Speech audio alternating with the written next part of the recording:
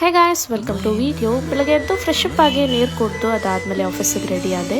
ಬ್ರೇಕ್ಫಾಸ್ಟಿಗೆ ನಾನು ತಿಂದೆ ಇಡ್ಲಿ ಜೊತೆ ಸ್ವಲ್ಪ ಸಾಂಬಾರು.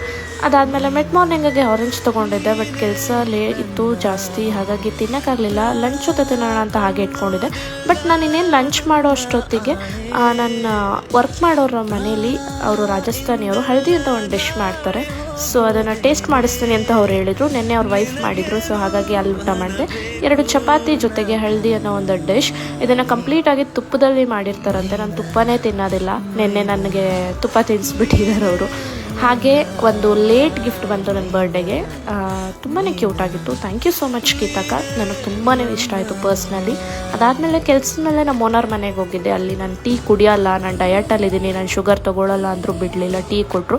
ಅನ್ಫಾರ್ಚುನೇಟ್ಲಿ ನಾನು ಕುಡಿಲೇಬೇಕಾಗಿತ್ತು. ಅದಾದಮೇಲೆ ನನ್ನ ಫ್ರೆಂಡ್ಸ್ ಬಂದರು. ಅವ್ರನ್ನ ಮೀಟ್ ಮಾಡಿಕೊಂಡು ಮನೆಗೆ ಹೋಗಿ ಊಟ ಮಾಡಿ ವಾಕ್ ಮಾಡಿ ನನ್ನ ಡೇನ ಕಂಪ್ಲೀಟ್ ಮಾಡಿದೆ.